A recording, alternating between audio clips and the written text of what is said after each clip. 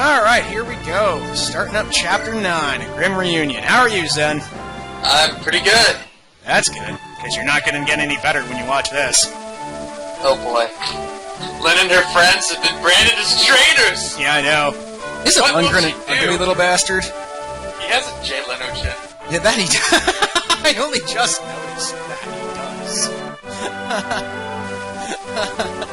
does. Okay, so there's, much like the last chapter, since this is, like, still part of the tutorial campaign, this chapter is still trying to introduce new things to us, despite the fact that the tutorial is almost over. In fact, even the next chapter, we don't really get free reign. Yes, a grim reunion, oh boy. So you're gonna like the things that are introduced in this chapter, I think. Actually. Is it Ella one? Is Ella one the fucking introduced? No, I wish, but as you will come to learn, my opinion of Ellawood is that he's kind of a pansy. He still ends up better than Lynn, but he's kind of a pansy. I thought he was Roy when I first saw him. I was like, Roy's in this game? Everyone thought that. He's actually Roy's dad. That's exactly Spoilers! I read that on the Fire Emblem wiki about spoiling shit. Oh, it's not really hard to figure out. Well, it is for me. I find it really funny, though, that they chose to release this one instead of releasing Fire Emblem 6 and then this one. Because the end of this game, this game's a prequel to Fire Emblem 6, the one that Roy's in. And the end of this game hints the events of Fire Emblem 6, but we never get to see anything of it. Apparently they hate us.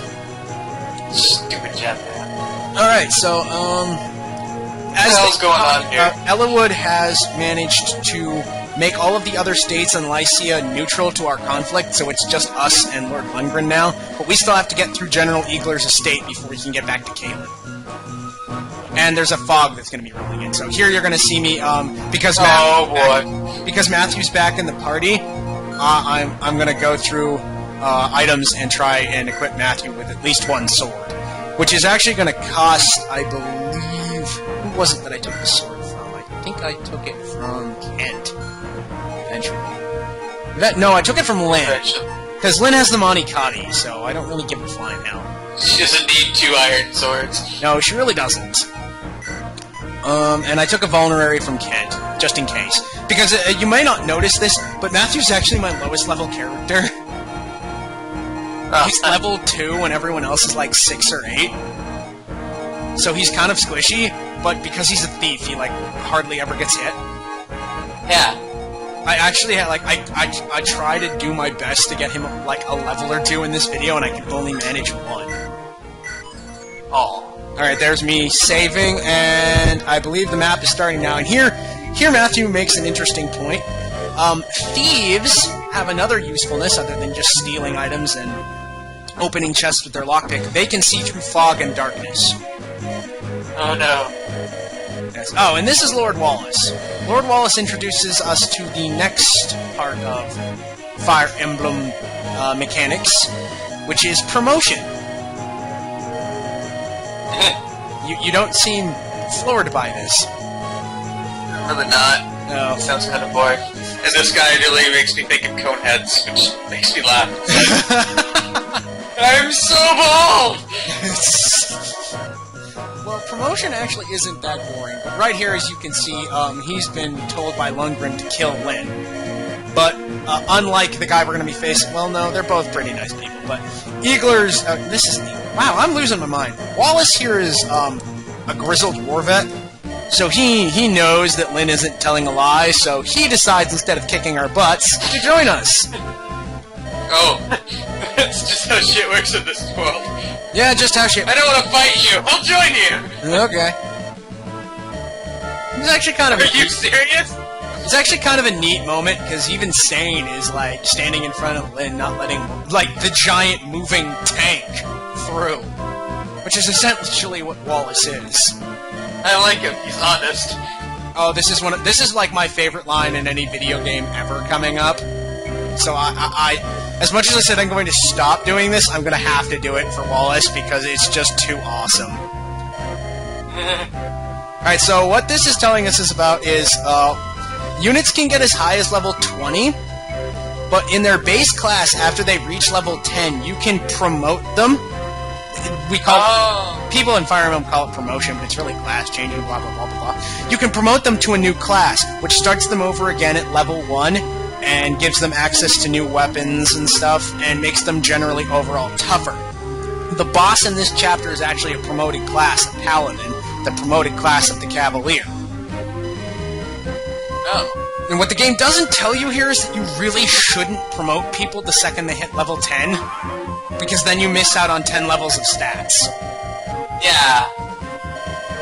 You rise like an eagle, my friend! That's not my line, but you're gonna love the sight of this. This is gonna be awesome. Because remember I told you get a knight later? Yeah. You're about to see what the knight turns into. Flash him. Okay. Behold! The general!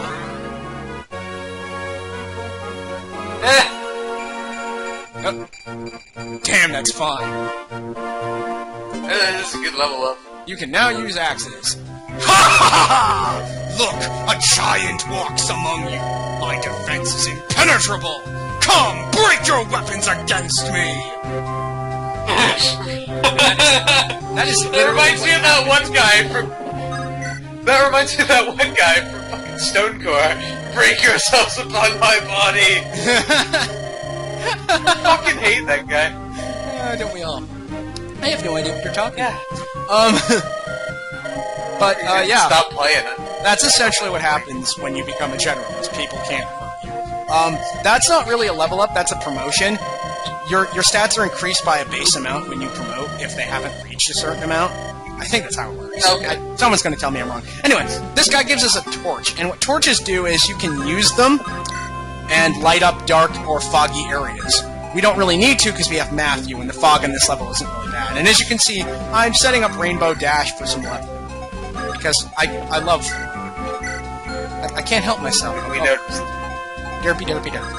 And we're going to send... Why don't you have a seat right over here?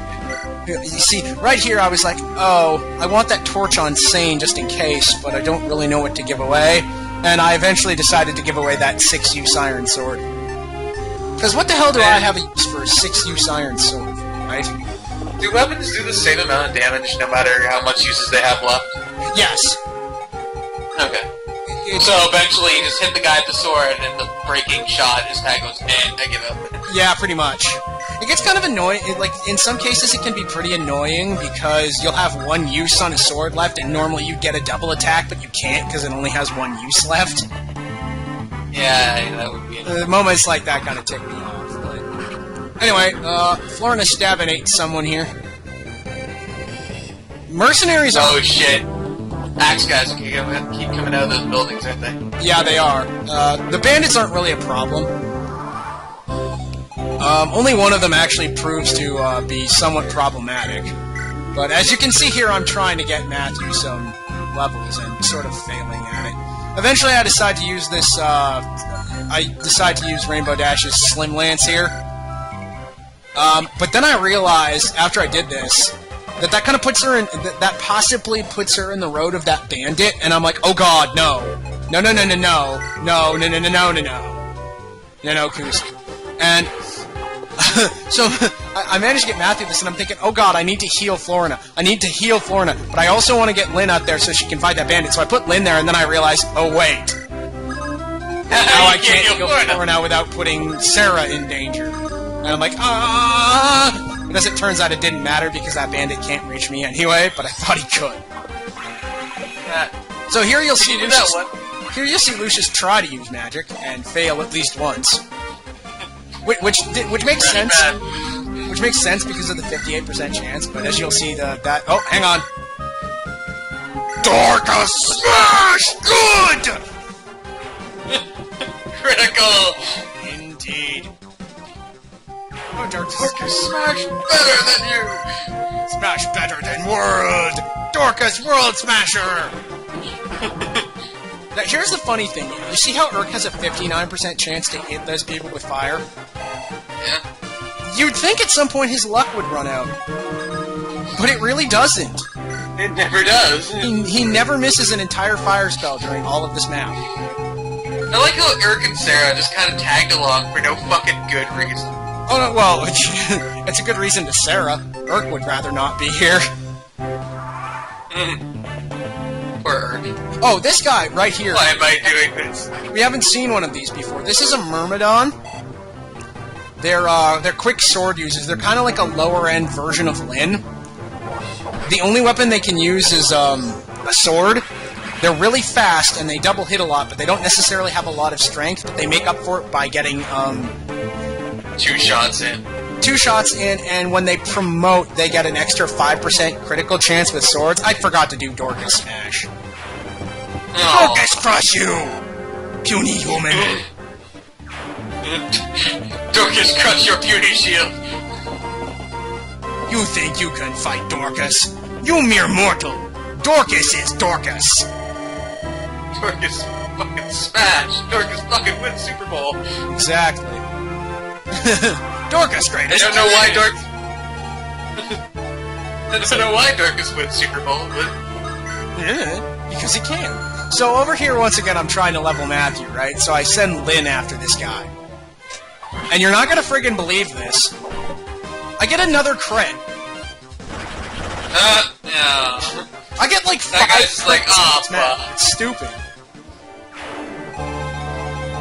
That guy must be just thinking, oh shit. She just rude. I've wasted my life. So here, I'm handing over a vulnerary to Lucius. Lucius, so who doesn't got die. pretty hard, and well, I don't want his pretty face to be killed. I thought it was a chick, really. Seriously, I looked at it, I was like, that's a girl. It's a guy? What? Oh, come on, dude. This is Japan. The more it looks like a girl, the more obviously it is a man. I don't know. Thanks. That's a man. But say Link is like... Link is a man. And he wears a dress. Indeed. So here I send, I have Sane finish off the Myrmidon. The Myrmidon can't actually hurt Sane, which is Spear in the face. And here we have another, yeah, it's, that level up was sort of interesting. I don't think any character's strength or magic goes up in this, except for Sarah's, which is kind of a friggin' waste. So if you wanted, could you just like stand here all day and grind bandits? Eventually they stop coming. They eventually stop coming. Yeah. Yeah, okay. I mean, don't get me wrong, if I could, I would. But... It would just make for a really long and pointlessly stupid, boring video. Yeah, really? Watch me kill Axe guys for 5 hours. It'd be the akin of having a video about arena abuse. Oh, see, another crit! Another 5% crit! What the hell is this? Lynn's good day. Exactly. So this Cavalier is a suicidal prick, and look, another crit! It's like, wow! Tally-ho! Tally-ho! Oh! Just utterly ridiculous. Dorcas takes so much punishment during this map. Oh, poor Dorcas. Dorcas gets smashed. Dorcas gets smashed, but it's okay. Dorcas smash harder. Dorcas smash face good. I'm actually considering turning off the animation for Sarah's healing because it takes up so much goddamn time. I think I wasted like a total of 2 minutes in this map just watching Sarah heal people. Oh god. Yeah, I know. Because it's so important to see her shiny balls. Exactly. Wait, came out wrong. Oh my god. Now someone's gonna write about it. Good job. You're a prick. So I don't know why I a prick.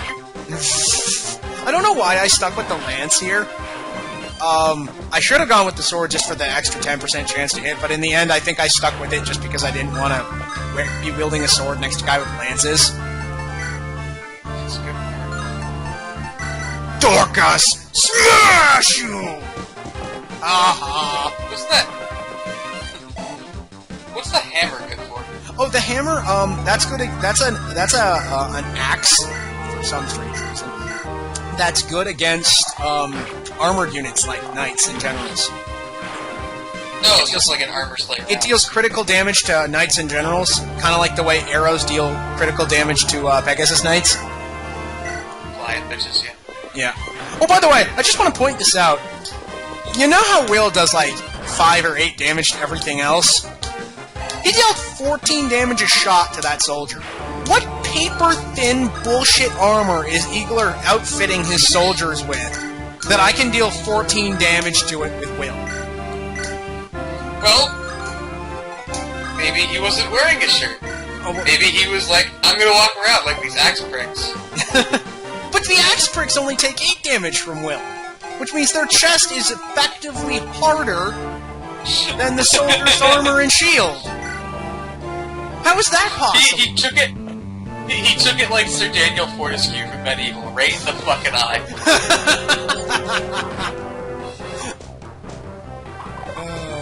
As you can see, this cavalier tries to poke Matthew and fails at it, and Matthew deals a critical 1 damage in return. That's totally going to sway the outcome of this battle. Oh yeah. Oh, that crit fishing going on. Exactly. Crit fishing.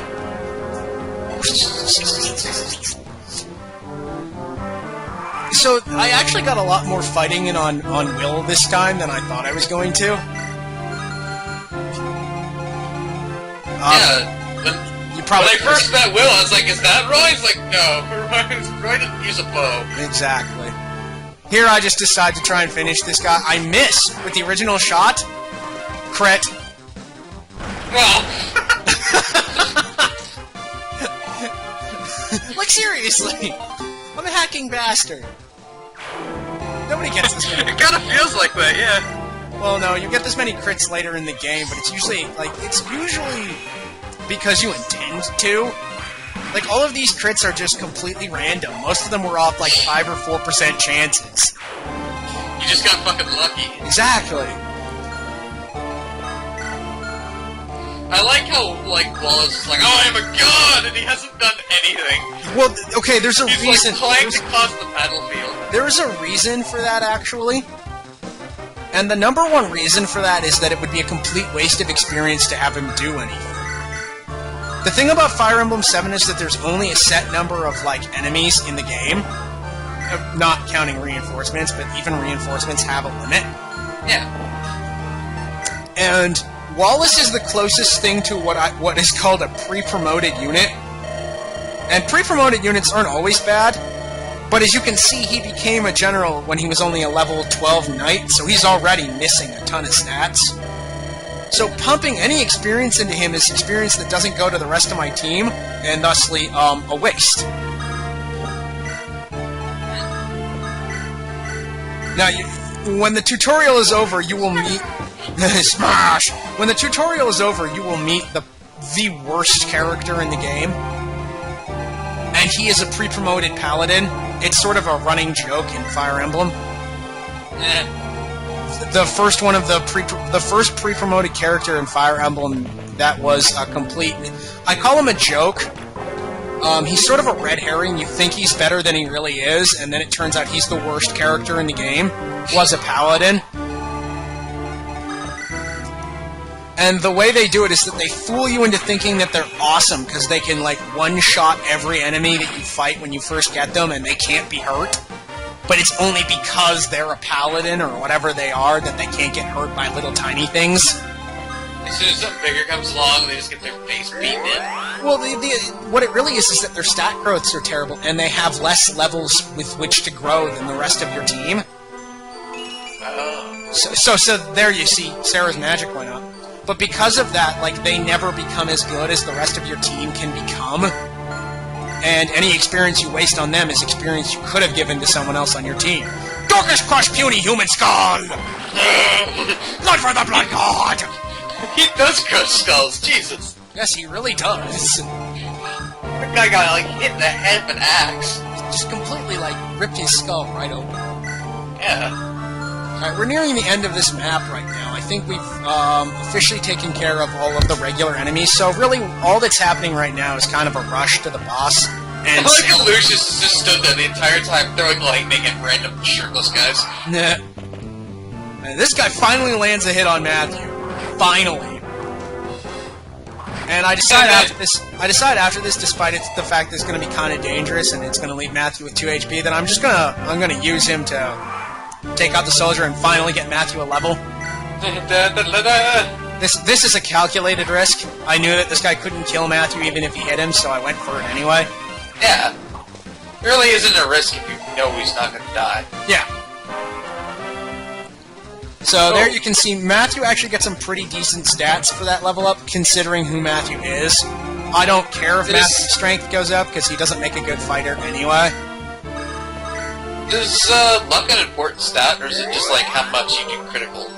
Luck, it influences critical hit rate, yes. I'm not sure of all the other things that it influences. If I was actually playing the game right now, I could check for you by pressing R on it. Yeah. Now, right here, I'm going to show you the boss is General Eagler. He is a paladin, which means he's a promoted cavalier, and he has access to swords, lances, and axes. Huh. So he has the full weapon triangle at his disposal. But he only has a javelin. Currently, he's carrying a javelin and a hand axe, so he can attack anyone from 2 spaces away. Oh. And he can cover his bases, so you're going to see me try to bait him a little bit and completely forget that he has a javelin. And, well, you're going to see what happens. Now, once again, Florina just completely wrecks the soldier. I don't know why the soldier came up to fight her. Because he's kind of derp. Yeah, kind of. I can take her!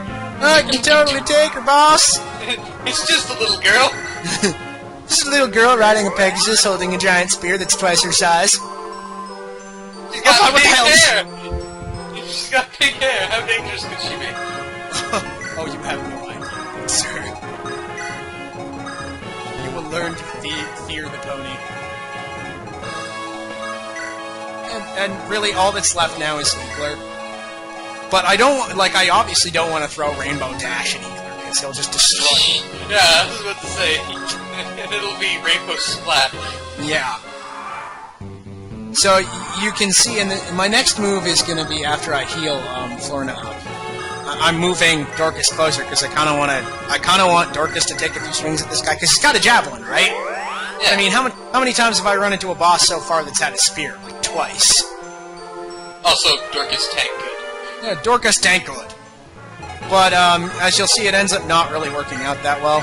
See, I go up here with the Monikati, and I'm like 9 times 2 versus a 14. I'm like, okay, yeah, no, not gonna try that. Because I literally have no way to get her out of there, other than Rainbow Dash, and I don't know how much. Rainbow Dash to the rescue. I wouldn't know how much extra moves she'd have after that. Like, I can't remember.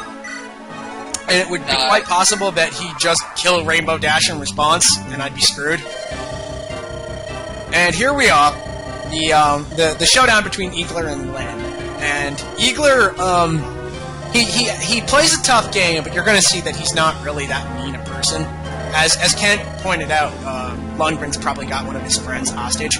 So there he goes, 14 damage to Lynn. Ow, ow, ow, ow, ow. That hurt. I'm guessing Lynn now runs the shit away. No, actually. I heal Lynn with the healing juices. The big, shiny, glowing balls, yes. The big shinies. And I bring Dorcas in because he's still using that javelin, right? And I figure hand axe time. Yeah. It deals 5 damage to Eagler's 10. That almost doesn't matter. Like, that's almost not enough damage for it to be worth it. And I get hit back, and I'm like, oh crap. And then Dorcas takes spear. Here's the thing going through my head when this happens. I put Will there, and then I suddenly realize, oh crap.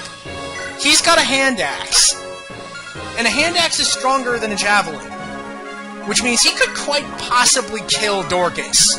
Oh, no, not Dorcas! And I'm like, no! Dorcas cannot die! And I can't risk doing Lyn against him, because he could kill Lyn, and then this entire chapter is over. Yeah. So I contemplated rescuing him with Florina, but then I just decided to see whether or not the hand axe would actually kill him, because I'm pretty sure it won't. And as you can see, it only deals 2 more damage, leaving Dorcas with 1. Dorcas almost dead! Dorcas, the best there is! Dorcas will not die to you, puny human! Puny mortal, face the wrath of put to Dorcas! But here's the best part. Because he used the hand axe, Lyn can now completely trash him. Oh, God. Which she proceeds to do with another crit. Oh. That guy's from his, like, fuck my life. Fuck my life. What was the point of all of this shit? So, yeah, There is no illness, only poison. Only poison. So he really wanted us to win, but he couldn't just let us. Which is kind of sad. And there you see my biggest problem with Lyn is she gets a lot of speed and skill and sometimes some HP and a lot of other things, but her strength rarely ever improves. Wait, you didn't win? Oh, we have to seize the castle. We might as well have won. Like, nothing else is going to come out and stop us. It just lets us do a lot of extra stuff, like heal Dorcas again for a little extra experience. Yeah. And here we learn that Igler was Kent and Sane's teacher. Or captain, rather. Oh, that's the same thing. And that he wasn't really a bad person, and that Lundgren is the scum of the earth. Yeah, we didn't figure that out when they brandished the enemies. Well, it just gets worse and worse until, like, until the next chapter. It just keeps getting worse and worse until you think Lundgren is probably the evilest man on the planet. And you'd be wrong! Well, of course you'd be wrong, this is Fire Emblem. Oh god, like, you can't even imagine how wrong you are at this point in the game. Like, Lundgren seems like the biggest bastard in the universe, and it only gets worse from here. So, yeah, you finally really get your first sight of Marcus Kalen. And he's a really old bastard. Not that Lundgren's pretty young or anything. Yeah, he does look like he looks so spry. Yeah. And here you get your first exposure to Fire Emblem's versions of swearing. They are real words. It's just they don't have the same impact. So yeah, that's chapter 9. Fire Emblem Union. So thanks again, Zen. Yeah, maybe I'll be here next time. Oh, hopefully. Or someone more entertaining. Hey! Until next time, ladies and gentlemen, I'm the Umbreon Messiah. Have a good night, people.